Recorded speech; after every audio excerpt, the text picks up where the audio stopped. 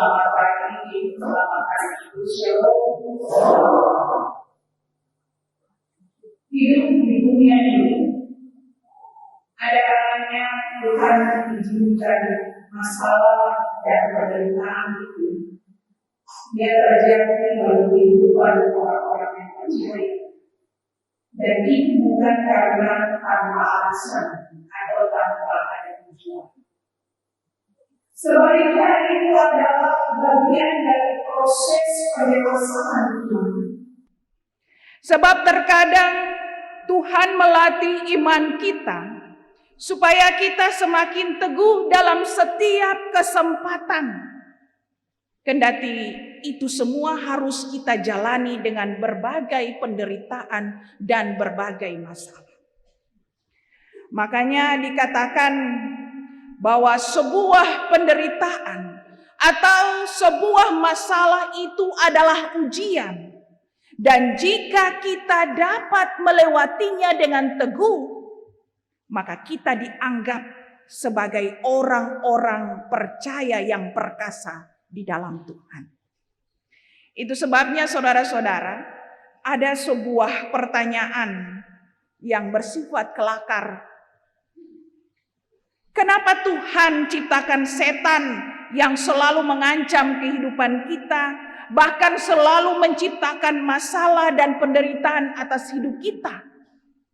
Kenapa Tuhan tidak ciptakan dan tempatkan saja malaikat bergentayangan di dalam dunia ini, sehingga kita selalu bebas dari segala keberatan, bahkan hidup kita akan selalu teguh? Jadi memang Bapak Ibu saudara-saudaraku, semua hal mulai dari yang lucu sampai dengan yang seram dan bahkan ada yang tragis sekali, Tuhan buat dan adakan semua itu lantaran ada maksud dan tujuan supaya kita selalu perkasa di hadapannya. Nah, saudara-saudara terkasih, ada seorang ahli. Dia bilang begini, seringkali kita perlakukan Tuhan itu bukan sebagai Allah atas diri kita. Dia hanya kita jadikan sebagai satpam untuk keamanan kita. Dia kita hanya jadikan perabot yang kalau perlu baru dikeluarkan. Dia kita jadikan barang antik yang menghias rumah kita. Dan dia kita jadikan ban reserve yang baru digunakan kalau ban mobil kita kehilangan angin. Karena itu saudara-saudara, hidup kita ini terkadang adalah pihak ketiga di hadapannya. Artinya bahwa hidup kita ini seringkali sangat-sangat jauh dari Tuhan. Semua lantaran kita tidak menjadikan Tuhan itu sebagai jawaban dari hidup kita yang hakiki. Semua hal derita dan masalah itu acap kali atau sering kita nilai sebagai sesuatu yang sifatnya negatif. Dan sebaliknya bukan sesuatu yang positif di tengah-tengah geramnya prahara hidup kita. Akibatnya penampilan kita, sikap kita itu selalu menunjukkan pasrah sempurna. Di mana kita tidak menghadapi hal derita itu sebagai sesuatu yang bernilai dalam kehidupan kita. Dan ini tandanya saudara-saudara, bahwa iman kita belum percaya Tuhan dengan sungguh-sungguh. Dan itu sebabnya hidup ini akan selalu butuh hikmat. Hidup ini selalu butuh kekuatan dari Tuhan. Dan ini yang mesti kita ingat saudara-saudara. Olehnya saudara-saudara yang terkasih, sebagai tema mingguan kita dalam kesempatan kebaktian Minggu Sengsara yang kedua ini, diberi judul Maknai Derita, Berserulah Tuhan Menjawab.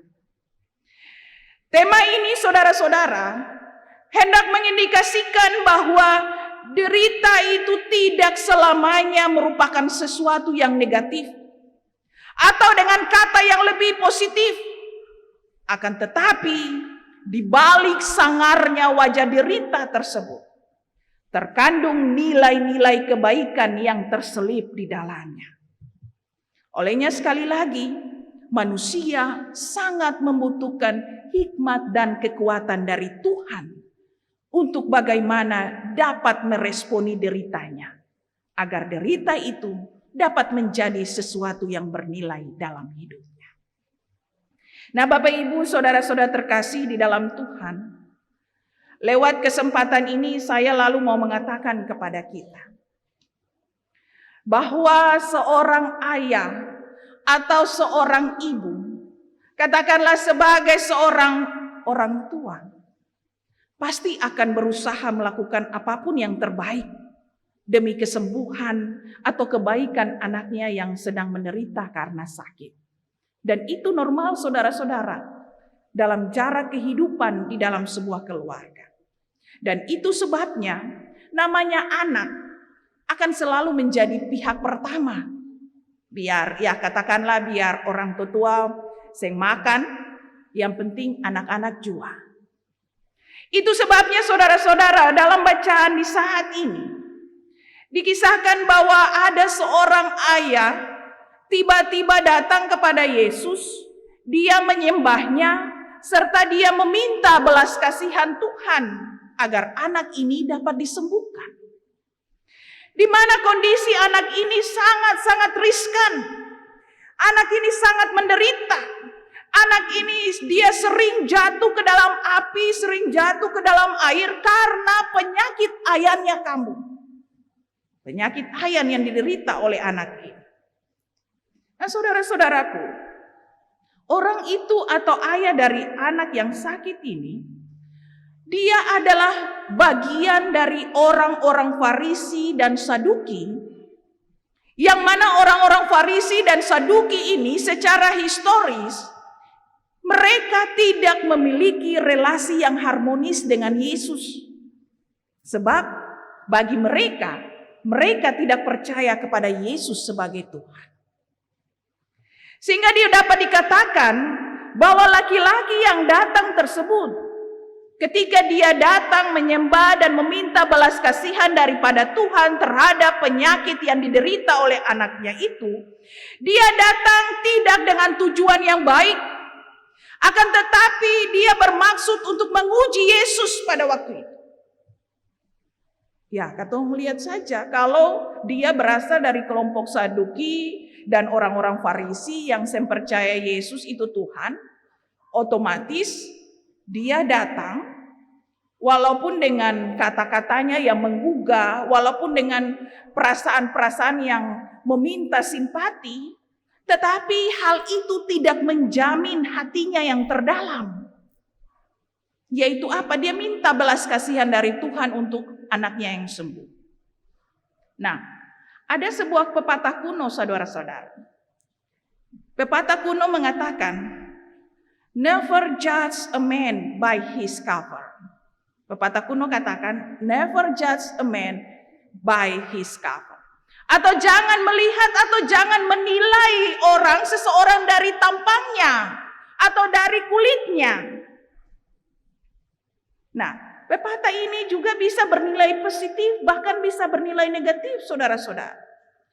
Maksudnya di satu sisi, penampilan yang buruk tidak mengindikasikan kualitas seseorang atau tidak mengindikasikan sesuatu. Begitu juga penampilan yang wow, penampilan yang luar biasa juga belum tentu menjamin nilai seseorang atau tidak menjamin sesuatu. Akan tetapi, Yesus tidak mudah ditipu karena dialah yang paling berkuasa. Kita lihat dalam ayatnya yang ke-17. Di mana saat itu Yesus memahami sungguh bahwa terkadang penderitaan bisa juga dipolitisir. Atau penderitaan itu bisa ada dalam manipulatif untuk mendapatkan kepentingan seseorang. Namun, walaupun diragukan, walaupun disangsikan oleh umat yang kepada mereka dia datang, semuanya itu merupakan bagian dari penderitaan Yesus yang dijalaninya dengan sabar. sebagai suatu kehendak daripada Allah. Di mana Yesus pun hendak memperlihatkan bahwa kemahakuasaannya itu mampu mengidentifikasikan hati manusia yang jahat. Saudara-saudara jemaat yang terkasih, selanjutnya dikisahkan dalam ayat 17 dan ayat 18 dari bacaan kita. Di mana Yesus sangat keras, dia sangat tegas kepada sang ayah dari anak ini. Yang mana dia memanfaatkan penderitaan anaknya itu untuk menguji kemahakuasaan Yesus. Dan meskipun demikian saudara-saudara, Yesus tetap meminta dari sang ayah tadi untuk membawa anaknya kepada Yesus. Nah saudara-saudara, seperti kita ketahui bersama, bahwa kalau berbicara penyakit ayan atau penyakit epilepsi ini, menurut perkembangan ilmu pengetahuan, penyakit ini adalah penyakit yang mengganggu sistem saraf pusat akibat ada aktivitas ketegangan yang berlebihan di otak. Dan hal ini yang menyebabkan penderitanya, orang yang sakit ini, dia mengalami kejang secara berulang pada sebagian atau pada seluruh tubuhnya. Akan tetapi saudara-saudara, kalau dilihat dari perspektif Alkitabiah sesuai konteks saat itu, penyakit tersebut mereka hubungkan dengan pengaruh atau penyakit itu disebabkan karena ada setan, ada kuasa-kuasa roh jahat. Ya. Dulu belum ada perkembangan ilmu pengetahuan tentang diagnosa penyakit ayan, tetapi dulu dong punya pemahaman demikian bahwa ketika ada seseorang menderita penyakit, itu karena ada pengaruh setan, pengaruh kuasa-kuasa gelap. Nah, akan tetapi kisah ini menurut penulis kitab hendak mengkritisi tentang cara pandang kaum Farisi dan kaum Saduki yang disebut sebagai kelompok sinagoge yang mereka ini tidak percaya kepada Yesus. Jadi meskipun Yesus tidak dianggap, meskipun Yesus diragukan, dia disepelekan oleh kelompok sinagoge itu, kelompok Farisi dan Saduki itu. Akan tetapi hal itu tidak lalu menghentikan keinginan Yesus. Di mana Yesus berkeinginan untuk memberikan kesembuhan bagi anak laki-laki yang sakit tadi. Di mana Yesus juga hendak membuktikan bahwa siapa ini dirinya. Dengan karya atau tindakannya yang memihak kepada hidup. Dan Yesus tidak banyak berkata-kata untuk membuat orang lain untuk mengakui akan keberadaannya. Tetapi Yesus menampakkan itu lewat karya-karyanya yang merupakan bukti bagi mereka tentang eksistensi atau keberadaannya sebagai Tuhan. Sehingga dari Yesus kita pun belajar saudara-saudara untuk tidak menjadikan penderitaan sebagai sebuah alasan untuk menghentikan kasih dan pelayanan serta kepedulian kita kepada sesama, termasuk tidak menghentikan kasih dan pelayanan serta kepedulian kita terhadap orang-orang yang membenci kita. Namun kita tetap belajar untuk bagaimana kita menabur kebaikan di tengah-tengah kebencian itu. Sehingga benih-benih kasih akan bertumbuh dan dapat memberikan kehidupan bagi banyak orang. Untuk itu, menabur kebaikan tersebut harus dilakukan dengan kata-kata maupun dengan perbuatan yang nyata. Nah, saudara-saudara jemaat, soal kita pada kesempatan ini juga adalah terletak pada masalah utama yang menyebabkan para murid tidak dapat menyembuhkan anak yang sakit itu. Kenapa para murid tidak dapat menyembuhkan anak yang sakit itu? Hal ini disebabkan karena para murid atau mereka ini kurang percaya. Mereka tidak atau kurang percaya kepada Yesus, maupun mereka kurang percaya atas kuasa yang telah diberikan oleh Yesus kepada mereka. Dan ini adalah sebuah kegagalan iman. Kegagalan iman para murid ini, saudara-saudara, mau mengisyaratkan bahwa apa yang mereka lakukan, mereka ternyata masih bersandar pada kekuatan mereka sendiri. Dan mereka belum mengandalkan kekuatan yang Allah berikan pada diri mereka. Dan pada titik ini bolehlah dikatakan bahwa iman mereka masih dilihat sebagai sebuah hiasan dan belum dilihat sebagai sebuah kekuatan jiwa. Yesus pun menampilkan biji sesawi untuk menunjukkan kekuatan dari iman itu, di mana bukan karena kekuatan fisik untuk mengalahkan hal-hal yang besar, tetapi dengan dan melalui kekuatan iman, maka hal-hal yang mustahil untuk dilakukan pasti bisa teratas. Iman itu bertumbuh karena kepercayaan yang kokoh, saudara-saudara. Dan iman itu bertumbuh karena senantiasa bersandar pada kekuatan Allah yang perkasa.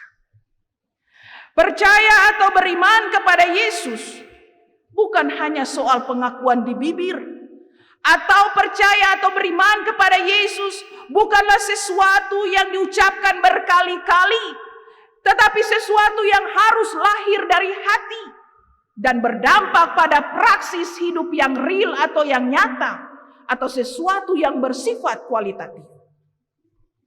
Olehnya Yesus mengingatkan kita bahwa harapan untuk bersama dengan Yesus dalam melakukan transformasi atau dalam melakukan perubahan kehidupan hanya bisa terjadi jika benar-benar beriman kepadanya. Makanya Yesus berkata bahwa jika mereka mempunyai iman sebesar biji sesawi saja, mereka dapat memerintahkan agar gunung itu pindah. Karena itu soalnya simple.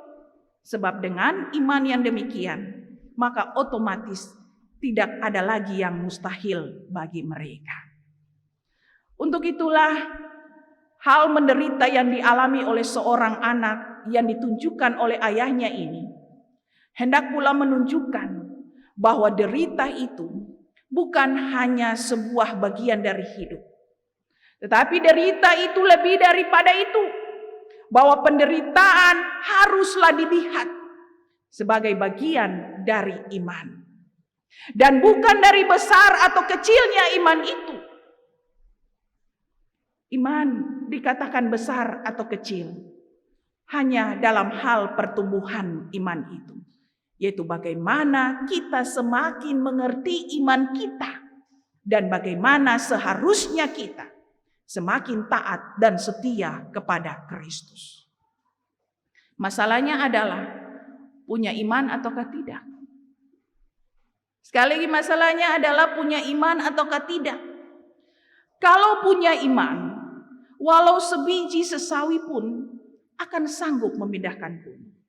Dan kalau kita taat kepada Kristus sebagai objek iman yang sejati, maka kita akan berhasil. Bukan karena kita yang hebat, tapi karena Kristus sendiri yang bekerja. Tapi kalau kita menuruti ambisi diri kita menuruti akan keegoisan kita, maka pasti kita akan gagal dan hancur. Sehingga kalau Tuhan yang mau, maka jadilah. Iman juga bukan hanya ada di awang-awang, tapi iman itu nyata. Yaitu bagaimana kita menghadapi persoalan di dunia ini. Bagaimana kita bereaksi dengan tepat kepada Kristus ketika kita menghadapi persoalan-persoalan di dalam dunia ini. Dan kalau iman kita tepat, maka yakinlah jawaban kita juga pasti akan tepat.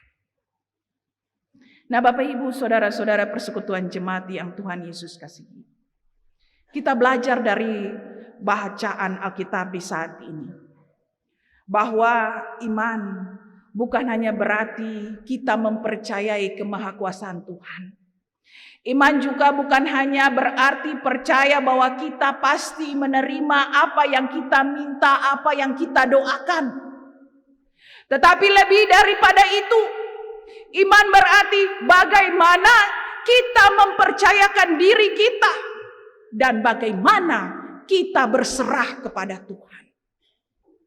Apapun kebutuhan, apapun keinginan, dan apapun harapan kita, marilah kita melakukan bagian kita dengan maksimal.